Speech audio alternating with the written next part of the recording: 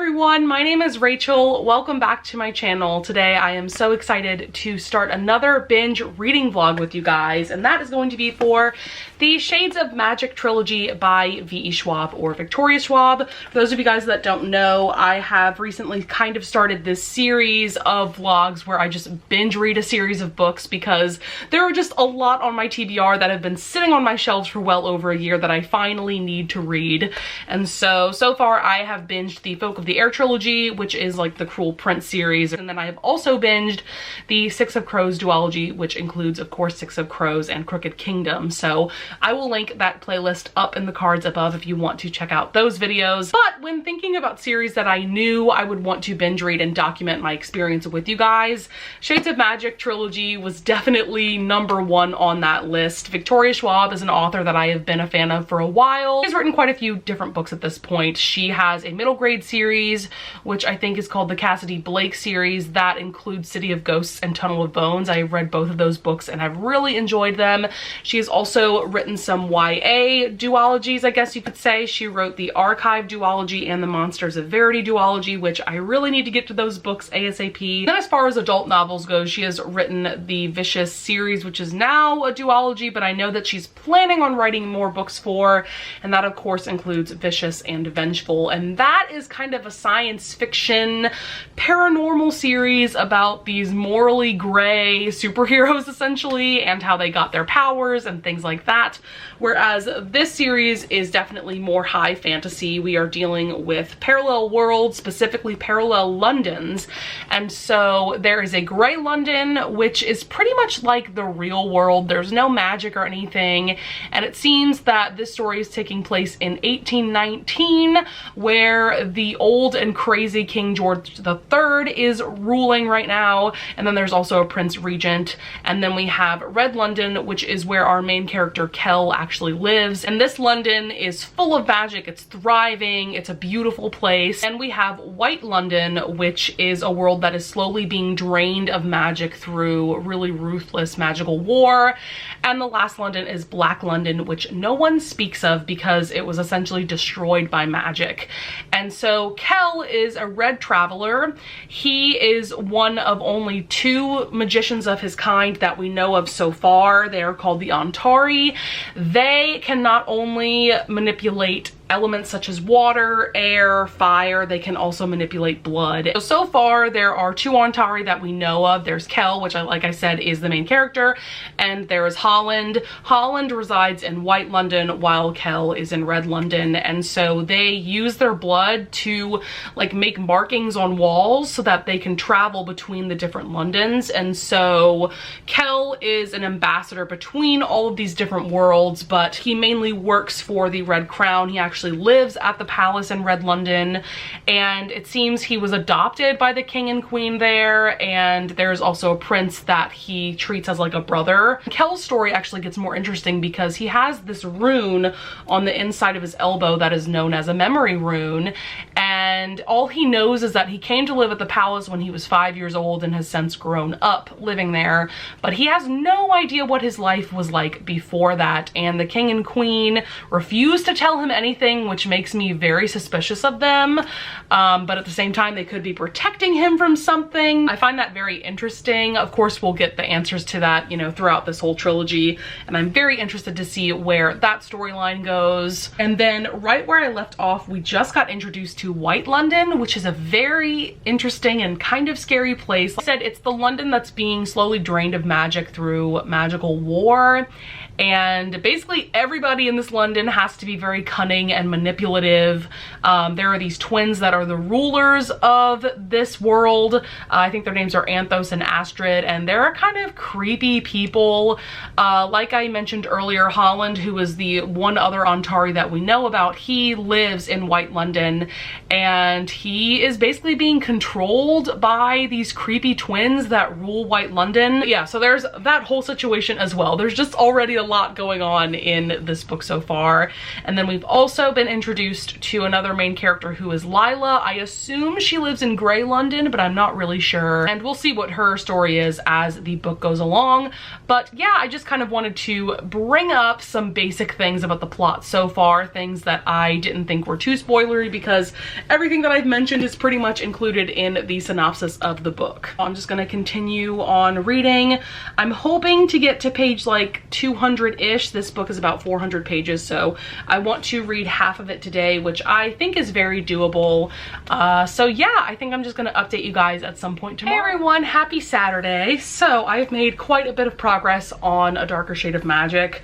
I'm currently on page 262, and I think that's just about like 65% or so through the book, and I do have a few thoughts.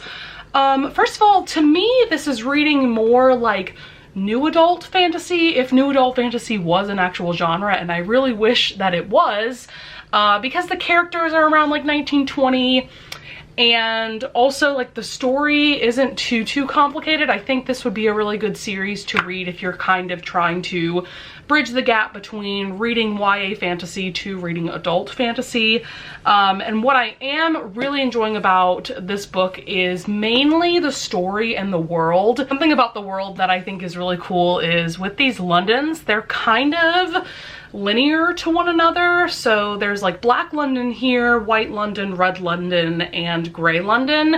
And so for instance, if Kel wants to go to White London, he has to travel through Red London first and then to White London. He can't just like jump over to White London. To be honest, I'm not like blown away by the characters, but I do like them. I think Holland is an interesting and scary character. I guess he's now a villain. That's what that's what seems to be happening in this. And then Lila, I'm okay with her character. I feel like she's, I don't know, a bit stereotypical. Like she's the bad girl with a heart of gold, but she's not really a bad girl. Like, yes, she's a pickpocket, but like, other than that, what's bad about her, you know? There's not all that much to her personality right now, other than that she just like disagrees with everything that Kel says, basically.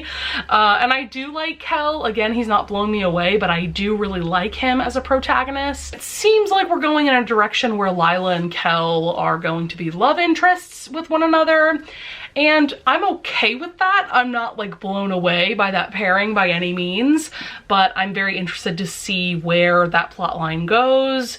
And yeah, I'm definitely gonna finish this today because like I said, I only have about like 35% or so of the book left. I have this chunk to read. So I think what I'm gonna do is just wait and update you guys when I finish this book and probably when I start the second. All right, it is much later on Saturday. I actually finished A Darker Shade of Magic a few hours ago, and I've actually already started A Gathering of Shadows, which is the second book. So I thought I would kind of give you a quick little wrap up about my thoughts with this installment.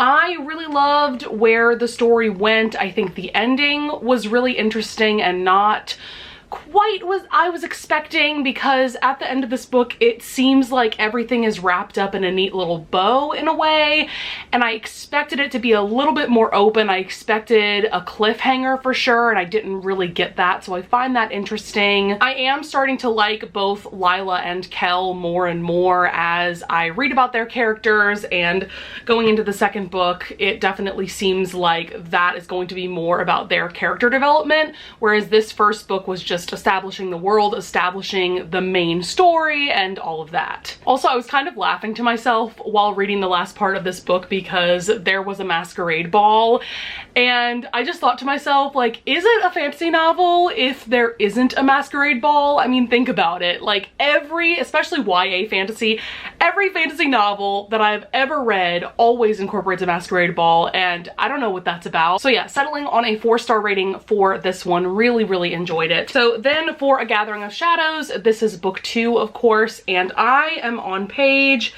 86 already, which is because I listen to audiobooks at like 2.5 times speed, so I am like flying through these books. This installment we have 2 narrators, which I really enjoy, and I like both of their voices a lot. This installment is really interesting to me because it takes place 4 months after the events of this book, and I had assumed that the series would pick up right after the first book, but we have this gap of time that now V.E. Schwab is kind of plugging in the holes of what's been going on with both Lila and Kel during those 4 months. It's really interesting following these characters and seeing how they're dealing with the aftermath of the first book, and also how they're trying to live their lives going forward. In this installment, we also have a cross-empire magical competition, which gives me like Goblet of Fire vibes with like the Triwizard Tournament. "Did you put your name into the Goblet of Fire, Harry?" Dumbledore asked calmly. Harry! I protest! Harry, did you put your name in the Goblet of Fire? So, if I'm being honest, I'm not like the most excited going into this book because that just feels a little cliche to me. People have a lot of mixed feelings about this middle installment of the trilogy. A lot of people feel like this is a filler book. A lot of people feel like not a lot happens in this book, like in regards to the overall plot and the overall story. I have a feeling that V. Schwab is going to use this book to develop the characters a lot more, which is something that I really enjoy. Because like I said earlier in the vlog, I like Lila and Kel and all of the other side characters, but I do want to know more about them and I do want to fall in love with them. So I'm hoping that this book will do that for me. So yeah, I am about to film my end of April wrap up, and then I will probably do a bit more reading of Gathering Shadows tonight, but I will definitely read a lot more of it tomorrow. Happy Tuesday, everyone. I just didn't really feel the need to update you guys at all yesterday. I've been working my way through A Gathering of Shadows by V.E. Schwab, of course. Let's see, right now I'm on page 301. I think that's just about 60% of the way through the book. And I do have a couple of thoughts. I can see where people are coming from when they say that this is a filler book and not much happens, because honestly there have maybe been like 2 major plot points so far, and like I said, I'm over halfway through the book. Also, you know, I mentioned that there's like this international magic competition going on in this story, and it hasn't started yet, and like I said, we're more than halfway through the book. So I mean, I'm still enjoying it. Right now it is like a solid 4-star for me. I like that we are getting some more character development with Lila and Kel. We've also been introduced to some new characters that I think are going to be really interesting as the whole plot of the series goes along. So I think I'm definitely gonna finish this today. I have about 200 pages left, and I think what I'm gonna do is just wait and update you guys and give you guys like an overall review of this second book tomorrow, and then get started on A Conjuring of Light, which is the 3rd and final book.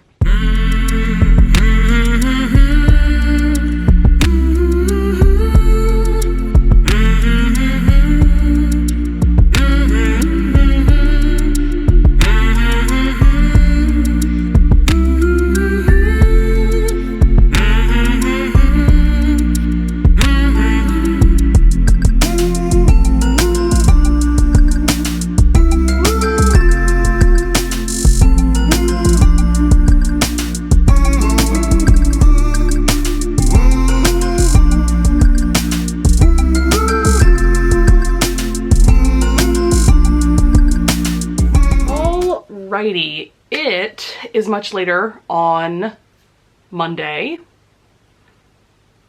Yes, Monday. And I finished A Gathering of Shadows probably like 15 minutes ago or something like that. And I was going to wait to like update you guys when I like started A Conjuring of Light, maybe at some point tomorrow. But I have some thoughts about this book, and so I just kind of wanted to go ahead and do a little update now. This is like the definition of a filler book in a trilogy, and it pains me to say that because I definitely went into this with some expectations. You know, I really enjoyed the first book, obviously, as you guys saw, and I wanted to love this one so much, but like, what was the point of most of this book? Honestly, truly, those of you that have read this, what is the point of this magical competition, what does it actually do to further the plot of the main story of this trilogy? Absolutely nothing. The whole point of the magical competition was just so that this book had some sort of plot, and that's really yikes. Like I mentioned in my earlier update today, we don't even get to the competition until almost like 70% through the book.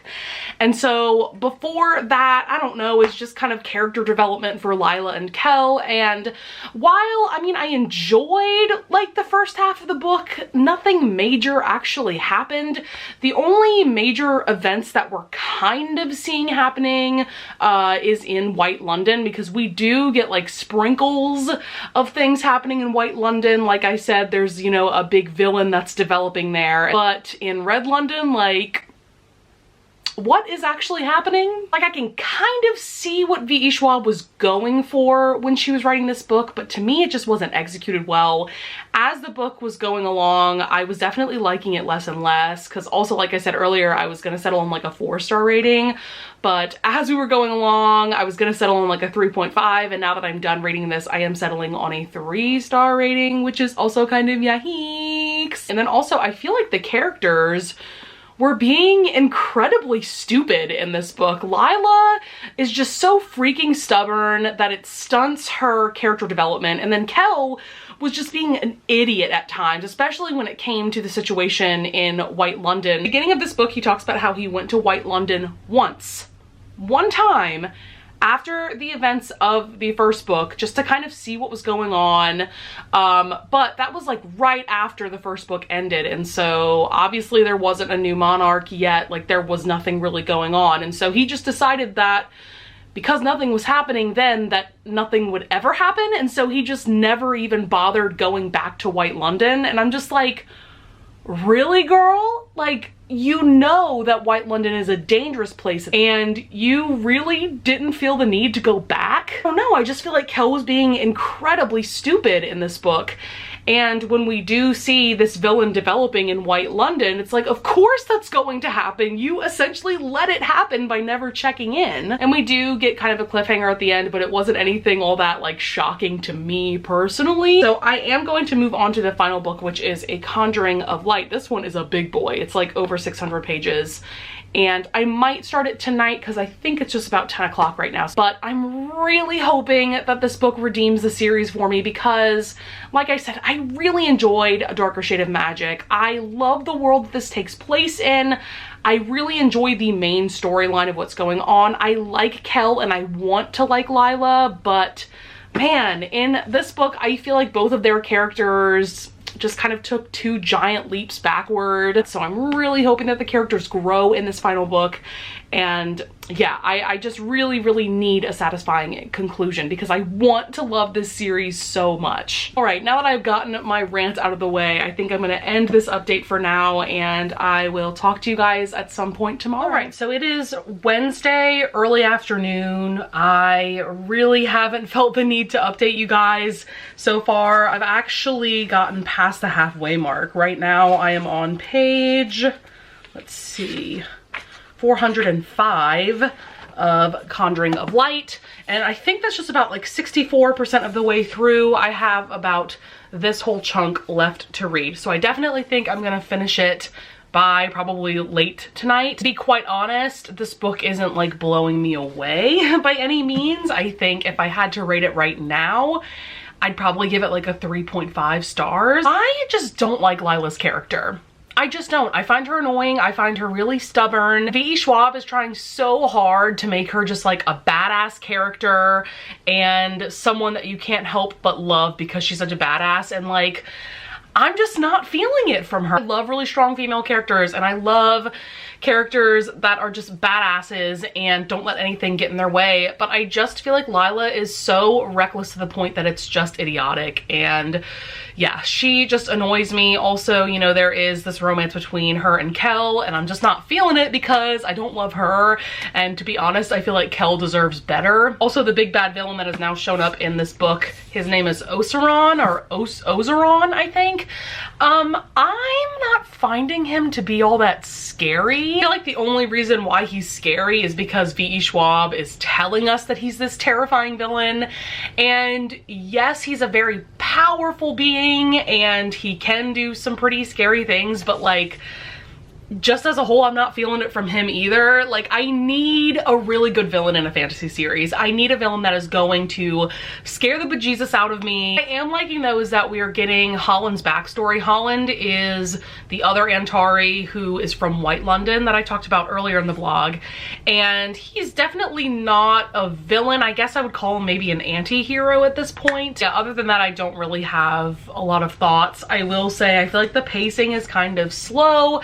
This book overall is like 625 pages, and just like with The Gathering of Shadows, I think that this book could have been edited down a bit. There's been some things happening, especially in the first half, that I just feel like wasn't necessary to talk about. But yeah, I am feeling kind of conflicted about this book and now this series as a whole. What I'm gonna do is just reserve my final judgment until I finish this book. Like I said, I should be able to finish it later tonight, and then I will give you guys a final review and wrap up and all of that. All right, guys, I finished A Conjuring of Light by V.E. Schwab maybe like 5-10 minutes ago, and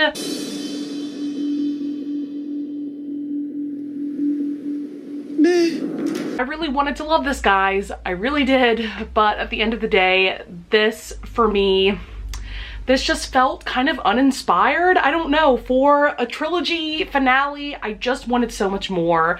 I felt like the pacing was pretty slow most of the time. I talked about this in the last update. I felt like the villain was kind of lame, and at the end, I felt like he was way too easy to beat. I will say I enjoy most of the main characters. I really like Kel, and this book also made me appreciate Holland a lot more. I also really enjoy Prince Rai and Alucard's characters, and I liked the two of them together as a couple. Lila is the only main character that I don't like. I still find her annoyingly stubborn, and I just feel like her character didn't really grow all that much throughout the series. I will say I really did like the ending of this. I thought like the last 10 to 15 pages, Schwab did a really good job of wrapping up everyone's stories. I actually got a little bit emotional because the relationship between Kel and Prince Rai, they are pretty much brothers, and I loved the way that this book like ended in terms of them because it was very bittersweet, so that definitely made me emotional. Something that I also just realized is I talked about this earlier in the vlog, how Kel has really no memory of who he was before coming to live with Prince Rai and the King and Queen of Red London, and that storyline doesn't really get resolved. It's weird because Kel has the ability to get answers because he meets somebody who can tell him about his past, but I think he just chooses not to know, which is fine, but in terms of storytelling, I just feel like that's kind of stupid because it's almost like, why even create that storyline if you're not going to resolve it? I don't know. I just, now that I'm thinking about that, I'm just like, what? I'm glad that I read these books because these have been on the top of my TBR for like months at this point, and I am glad that I documented my experience with you guys. I'm kind of sorry that I didn't end up loving these books because I don't really like doing reading vlogs for books that I don't love, but I do hope that you guys enjoyed this vlog anyway. Also, if you're someone like me that hasn't read this series yet, I would encourage you to at least check out the first book because I did really enjoy it. I gave this one 4 stars, of course, and I know a lot of people who actually love all 3 books in this series, so you know, don't let my opinion turn you away from these books if it sounds like something you would love, because like I said, you might love all of these and give them 5 stars. You know, that's the great thing about all of us being different people and being different kinds of readers, is that we all have very different opinions about the same books. With that being said, that's going to be it for this video. I hope you guys enjoyed, and I hope that you would consider pressing that like button and subscribing, and I would thank you if you do. See you guys in the next video. Bye!